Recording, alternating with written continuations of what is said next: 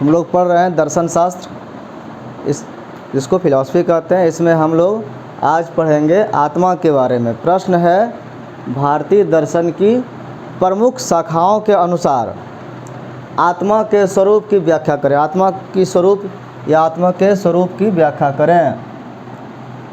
इसका स्वरूप क्या है, आत्मा को किस रूप में माना गया है, इसका वर्णन करना है।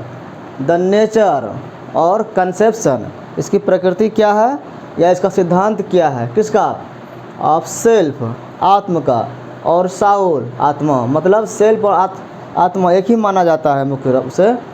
According to major system of Indian philosophy, Indian philosophy में जितने भी मुख्य सिस्टम है, जितने भी मुख्य शाखा है, उसका क्या विचार है आत्मा के बारे में।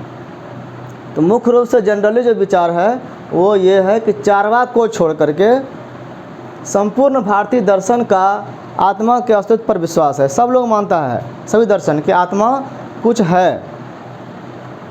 आत्मा को ही चरम सत्य कहा गया है कि सबसे अल्टीमेट रियलिटी जो है, अल्टीमेट ट्रूथ जो है वो आत्मा ही है। बिना आत्मा के हम नहीं रह सकते हैं। आत्मा और ब्रह्म को अधिकांश ने, मैक्सिमम लोगों ने एक माना है एवं अभिन्न कहा है। एक ही है और वो अलग नहीं है, मतलब आत्मा और ब्रह्म एक ही है। आत्मज्ञान, इसीलिए आत्मज्ञान को ब्रह्म ज्ञान के बराबर माना गया है कि आत्मज्ञान अगर हो गया तो उसको ब्रह्म ज्ञान माना जा सकता है। ब्रह्म ज्ञान भी कहते हैं। ब्रह्म का ज्ञान कैसे होगा, आत्मज्ञान के द्वारा होगा। और आत्मा है कैसा, तो अविनाशी है। अविनाशी का मतलब क्या हुआ, अजोड़ विनाशी, जिसका विनाश नहीं हो। अमर, मतलब जो मर नहीं सकता हो। नित्य, जो इटर्नल है, हमेशा रहता है। और विकार रहित है, उसमें कोई गंदगी नहीं है, कोई अशुभ बात नहीं है, गलतियाँ उनमें नहीं है, मतलब वो सर्वोच्च क्वालिटी का है, इसलिए उसमें कोई भी विकार नहीं है। ये है आत्मा। आत्मा को जानने वाला स्वयं ब्रह्म हो जाता है, क्योंकि आत्मा को जब जान गया तो ब्रह्म को भी जान गया, और आत्मा ही ब्रह्म है। जब ये जानता है तो वो आत्मा को जो जान जाता है वो खुद ही ब्रह्म हो जाता है।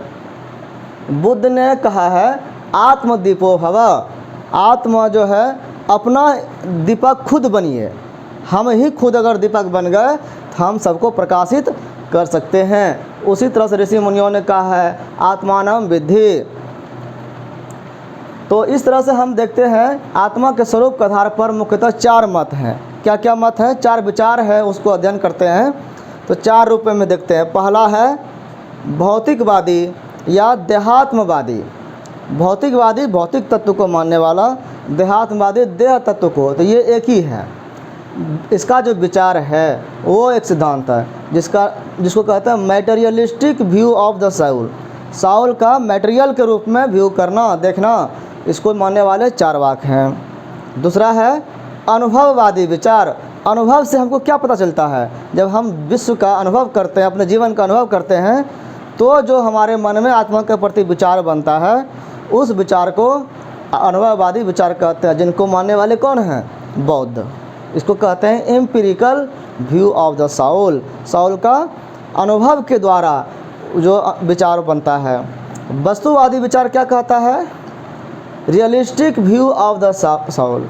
वस्तुवाद वस्तु जगत के बारे में कहता है कि कैसा है, ये न्याय, वैशेषिक और मीमांसा इसको मानता है। प्रत्ययवादी विचार में idealistic view of the Saul है, आइडियल के रूप में इसको माना गया है। इसमें माना कौन कौन समर्थक है किसके, सांख्य है, योग है, शंकर, रामानुज, जितने वेदांत के हैं सब वो मानने वाले प्रत्ययवादी विचार को हैं। इस तरह से ये चार प्रकार का विचार है। इन चार प्रकार के अध्ययन को हम करके ये कुछ आत्मा का क्या अस्तित्व का आइडिया है, क्या उनका स्वरूप है, ये हम जान पाएंगे। तो पहला है भौतिकवादी अथवा देहात्मवादी विचार, materialistic view of the Saul. इसमें पॉइंट क्या किया है, भौतिकवादी जो है वो भूत से बना हुआ है। तो भूत जो है क्या है, वो मैटर है, कोई पदार्थ जो है उसको भूत कहा गया हिंदी में। तो भूत ही परम तत्व है, मतलब जो पदार्थ दुनिया में देखते हैं यही परम तत्व है, इसके अलावा कुछ नहीं है। और आत्मा भी वस्तुतः भौतिक ही है। तो हम वस्तु जो दिखता है वो तो वस्तुगत है ही, भूत है ही, लेकिन जो आत्मा जिसको कहते हैं वो भी भौतिक ही है, वो कोई आध्यात्मिक चीज़ नहीं है। और चेतन युक्त शरीर ही आत्मा है। आत्मा क्या है? जो भौतिक है। तो बोलता है ये जो शरीर है ना, यही आत्मा है। कैसा शरीर? मरा हुआ शरीर नहीं, जो चेतन युक्त है, जो सजीव है, जो काम कर रहा है, चेतन युक्त शरीर जो है वही आत्मा है, जो शरीर और इंद्रियों से अभिन्न है। मतलब शरीर और इंद्रिय के साथ ही साथ वो आत्मा भी है। मतलब जिस शरीर में इंद्रियां भी काम कर रही है, तो इंद्रियों के साथ और शरीर के साथ ही जो एक सामूहिक रूप बनता है चेतन के साथ, उसको आत्मा कहते हैं। जैसे कि कुछ कथन है हम लोग सामान्य व्यवहार में उपयोग करते हैं कि अगर मैं कहता हूँ कि मैं लंगड़ा हूँ, तो मैं लंगड़ा हूँ तो कौन लंगड़ा है? मेरा शरीर लंगड़ा है, हमारा पैर काम नहीं कर रहा है, तो इस तरह से एक इंद्रियां हमारा नहीं है। तो ये लंगड़ा जो है ये शरीर है, और मैं खुद को कह रहा हूँ कि लंगड़ा हूँ, तो इसका मतलब है कि मैं जो लंगड़ा हूँ, मैं जो बोल रहा हूँ, मैं बोलने वाला, तो मैं आत्मा न हूँ। इसका मतलब मैं शरीर ही आत्मा हूँ। मैं खुद के शरीर के बारे में मैं प्रयोग कर रहा हूँ, तो मैं और मेरा शरीर अलग नहीं है। इसीलिए बोला गया शरीर और इंद्रियां जो है वो अभिन्न है। मैं मोटा हूँ, मैं किसके बारे में बोल रहे हैं? मैं खुद के बारे में बोल रहे हैं, और शरीर के बारे में। और दिखेगा तो लोगों को क्या दिखता है? मैं कैसा हूँ? मेरा शरीर न दिखता है। तो शरीर मोटा है, इसका मतलब मैं और मेरा शरीर एक ही है। मैं अंधा हूँ, इस शरीर की बात है। तो ये सब जो अनुभव वाली बात, जो हमारा सामान्य प्रयोग वाली बात है, वो बताता है कि चेतन युक्त जो शरीर है वही आत्मा है। शरीर से अब आत्मा कोई और भी है क्या? तो कहा गया शरीर से जो स्वतंत्र हो, इसके अलावे अगर कहीं आत्मा हो कि ये शरीर है, ये आत्मा है, अलग अलग है, तो ऐसा नहीं है। शरीर से स्वतंत्र आत्मा के अस्तित्व की कल्पना करना कि कोई और भी आत्मा है जो शरीर से अलग है, या शरीर से अलग हो जाता है, शरीर मर गया, आत्मा अलग हो गया, ऐसा कल्पना करना सर्वथा अनुचित है। ये सोचना सही नहीं है। शरीर के साथ साथ आत्मा का भी नाश हो जाता है। जब शरीर मरता है, आत्मा को फिर कोई देख पाता है? कोई नहीं देख पाता है। तो यही चार्वाक का कहना है कि जब शरीर खत्म होता है तो आत्मा भी खत्म हो जाता है। अतः आध्यात्मिक सत्ता के रूप में अस्वीकार्य है, ये स्वीकार नहीं करता है कि कोई आध्यात्मिक सत्ता है, ईश्वरीय सत्ता है, जो आता है शरीर को जिला के रखता है, और निकल गया तो शरीर मर गया। आध्यात्मिक सत्ता इसको नहीं मानता है। आत्मा का कभी प्रत्यक्ष नहीं होने के कारण खंडन करता है इसका। आत्मा कभी दिखता ही नहीं है। चार्वाक उसी को सही मानते हैं जो प्रत्यक्ष रूप से दिखता है। प्रत्यक्ष होने का मतलब है हमारे पास जो इंद्रियां हैं, इंद्रियों के द्वारा अनुभव हो सके। तो आत्मा आँख से नहीं देखा जाता है, कान से नहीं सुना जाता है, नाक से सूंघा नहीं जाता है, आत्मा को मुंह से चख नहीं सकते हैं, आत्मा को हाथ से टच नहीं कर सकते हैं। पांचों जो ज्ञानेंद्रियां हैं, इससे इसका प्रत्यक्ष नहीं होने के कारण इसका खंडन किया जाता है। पुरोहित, और क्या कहा गया कि पुरोहितों ने, पंडितों ने ऐसा किया ठगने के लिए। सीधे साधे लोगों को, जो इसके पास बुद्धि नहीं है, कम बुद्धि है, उसको ठगने के लिए कहा गया कि आत्मा जो है अविनाशी होता है, कभी नहीं मरता है और अमर होता है। क्यों कि आत्मा अविनाशी मान लिए और अमर मान लिए, तो ये कल्पना करने के बाद क्या होता है, अब उस आत्मा को खुश करने के लिए फिर पूजा पाठ का विधान किया जाता है। तो ये चार्वाक का कहना था कि आत्मा की कल्पना पुरोहितों ने की है। आगे फिर कहा गया चार्वाक के भौतिकवादियों ने, उसमें को जो मानने वाले थे चार्वाक के, वो सारे को भौतिकवादी कहते हैं। तो उनके जो फॉलोअर थे भौतिकवादी, उन्होंने आगे चलकर इसमें सुधार थोड़ा सा किया, थोड़ा सा इसमें अध्ययन जब किया तो विकास हुआ। अब विकास के बाद कुछ नया सिद्धांत इसमें आया। क्या क्या सिद्धांत आया? ये सिद्धांत आया।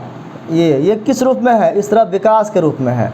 पहले कहा गया कि पुत्रात्मवाद एक सिद्धांत है कि पुत्र प्रिय है, किसी व्यक्ति को अपना शरीर, अपना पुत्र ये प्रिय होता है। तो पुत्र प्रिय है, क्यों प्रिय है? क्योंकि शरीर प्रिय है, हमारा शरीर प्रिय है। शरीर के साथ साथ अपने बाल बच्चों के साथ भी लोग प्रिय का व्यवहार करते हैं। तो पुत्र मतलब यहाँ शरीर को, और शरीर से उत्पन्न अपने पुत्र को माना गया है। तो पुत्र प्रिय है क्योंकि शरीर प्रिय है। आत्मा का विकास यहाँ कहाँ बात है? आत्मा है ही नहीं। फिर कहा गया, जब बाद में बात हुआ कि शरीर क्यों प्रिय है, तो कहा गया कि शरीर इसलिए प्रिय है क्योंकि इंद्रियां प्रिय है। शरीर में क्या है, 5 इंद्रियां है, ज्ञानेंद्रियां, 5 कर्मेंद्रियां है, मन है। तो ये जो है इसके कारण हम समाज का उपभोग न कर पाते हैं। आँख नहीं हो तो हम दुनिया को देख नहीं पाएंगे, तो हम इसका ये प्रिय कैसे होगा। तो प्रिय तभी है शरीर इसलिए कि हम इंद्रियों से देख पाते हैं, उसका अनुभव कर पाते हैं। तो इंद्रियां प्रिय है इसीलिए शरीर प्रिय है। तो ये इंद्रियात्मवाद हो गया, इंद्रियों को महत्व दिया।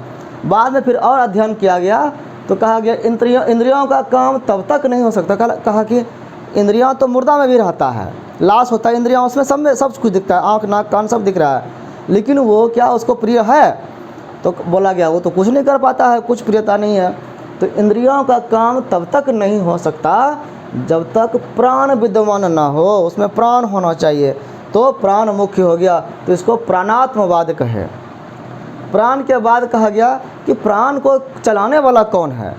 प्राण का संचालक जो होगा, व्यवस्थापक जो होगा, उसके रूप में मन का अस्तित्व माना गया कि इसको इस सबको चलाने वाला एक मन है। इसलिए मनात्मवाद बाद में आया। तो यही सिद्धांत लास्ट में मनात्मवाद रहा, मन तक माना गया, आत्मा को नहीं माना। और उदाहरण का क्या कैसे माना गया कि मन संचालक के रूप में है।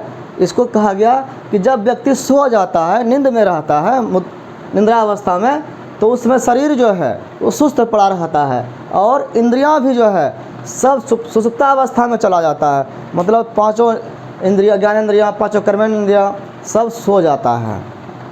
तब सब सो गया तो फिर वो जगता कैसे है, कौन उसको जगाता है, उसके देखभाल कौन करता है। शरीर में क्रिया अंदर होते रहता है ना, तो वो कैसे होता है। तो वही कहा गया किंतु मन जागृत अवस्था में होता है। इस सबका जो संचालक है मन, वो मन जागरूक रहता है, जगा हुआ रहता है। इसीलिए लोग स्वप्न भी देखता है। तो कौन देखता है, मन देखता है। तो मन भटक रहा है, तो कहा गया कि मनात्मवाद जो है यही मुख्य है। मन हमेशा 24 घंटे वो जगा रहता है। तो इस तरह से मन को प्रमुखता दिया गया, आत्मा को नहीं माना गया। और आगे बोला गया कि ये जब तक जिंदा है तभी तक है, लेकिन जैसे मृत्यु हुआ, मृत्यु सबसे बड़ा सत्य है कि मृत्यु होने के बाद न देह रहता है, न पुत्र रहता है, न इंद्रियां रहती है, न प्राण, न मन, सब नष्ट हो जाता है।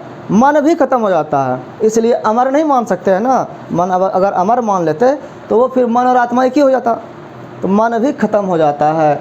इस तरह से शरीर से भिन्न एवं पृथक, मतलब शरीर से कोई अलग हो, ये आत्मा या मन या चैतन्य, ये सब कुछ भी चेतनता को जो है कॉन्शियसनेस का अस्तित्व नहीं है।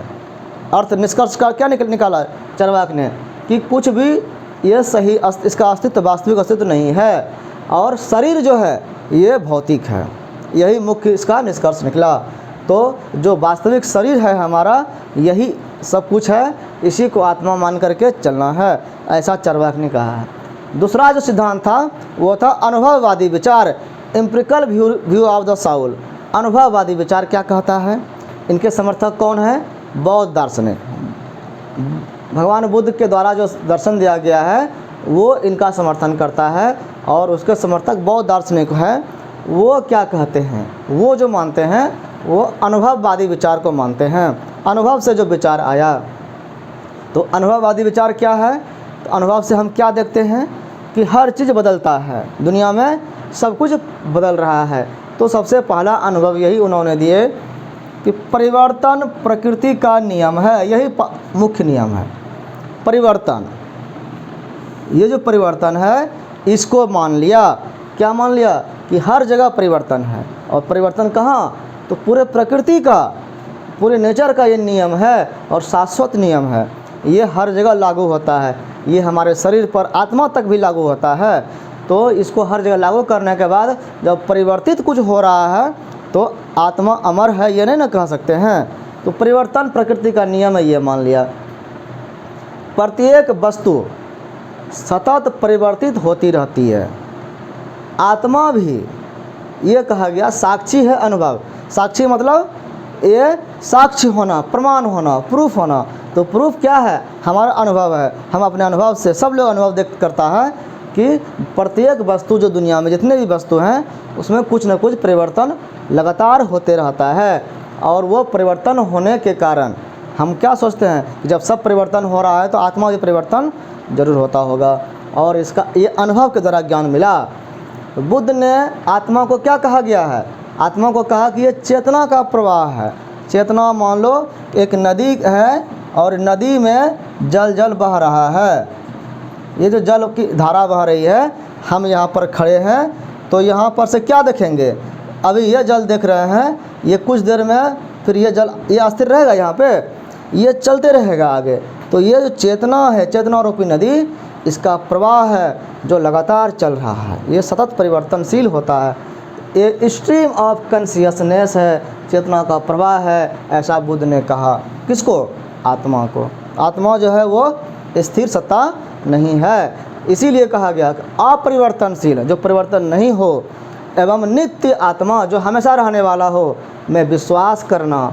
अगर इसमें विश्वास करते हैं तो कैसा है? एग्जाम्पल दिया है कि ये उसी प्रेमी की तरह है, वैसे प्रेम करने वाले की तरह है जो ऐसी प्रेमिका से प्यार करता है जिसका अस्तित्व ही नहीं हो। कोई प्रेमिका है ही नहीं और कह रहा है कि हम किसी से प्यार कर रहे हैं, तो ये तो गलत ना हो गया कि वो झूठ बोल रहा है, या फिर वास्तविक दुनिया में वो नहीं जी रहा है, कल्पना में जी रहा है। तो ऐसा ही माना गया कि नित्य आत्मा और अपरिवर्तनशील आत्मा में विश्वास करना है। मतलब है कि हम मान लें कि पानी है, अगर हम देख रहे हैं और एक ही वही पानी है, तो ये हमारा मानना जो है मूर्खता है, क्योंकि पानी वही नहीं है। वो पानी तो चल गया ना आगे, हमेशा चलते रहता है। पाश्चात्य विचारक हैं फिलोसफर विलियम जेम्स, वो भी जो अपना विचार दिए हैं वो भी चेतना का प्रवाह ही मानते हैं। वो बौद्धों से उनका मत मिलता जुलता है, तो ये भी उनके समर्थन में आ गए। हमें अनुभव केवल उस आत्मा का होता है जो सतत परिवर्तनशील है। तो हमको किस आत्मा का अनुभव होता है? हमको अनुभव उसी का होता है जो चलता हुआ है। हम मान लो कि भीड़ में देख रहे हैं, सब पूरा भीड़ हम ऊपर से देख रहे हैं, तो हज़ारों आदमी उसमें खड़े हैं, सब स्थिर है, तो सब पर ध्यान नहीं जाएगा। एक व्यक्ति अगर उसमें चलने लगा तो ध्यान हमारा उस पर चला जाएगा। तो जो सतत परिवर्तनशील होता है वही दिखता है। अनुभव हमको उसी आत्मा का होता है। आत्मा को अपरिवर्तनशील, नित्य एवं अजर अमर मानना या बतलाना सर्वथा भ्रमपूर्ण है। आत्मा को अगर हम मानते हैं कि परिवर्तन नहीं होने वाला है, नित्य इटर्नल हमेशा रहने वाला है, ये अजर है, जरता नहीं है, अमर मरता नहीं है, मतलब ये जैसा है वैसा ही रहता है, ऐसा हम खुद मान रहे हैं या किसी को बतला रहे हैं, तो ये सर्वथा मतलब हमेशा ये भ्रमपूर्ण है, ये भ्रम वाला स्थिति है। मतलब एक सच्चा ज्ञान यहाँ नहीं है आत्मा के बारे में। अर्थात क्या हो गया? अनुभवजन्य आत्मा, जो हम अनुभव से आत्मा को अनुभव कर रहे हैं कि ऐसा आत्मा है, एम्पिरिकल सेल्फ जो है ही वास्तविक है। मतलब आत्मा कैसा है? जैसा हम अनुभव करते हैं। अब वास्तविक आत्मा कि कोई वास्तविक आत्मा है, रियल और परमानेंट साउल है, एक ही साउल परमानेंट जो है, कि कल्पना करना मिथ्या है। अगर हम वैसा कल्पना करते हैं तो वो मिथ्या है, मतलब वो झूठ है। हम आत्मा को परमानेंट नहीं मान सकते हैं। अगले पार्ट में देखेंगे वस्तुवादी विचार। ये सब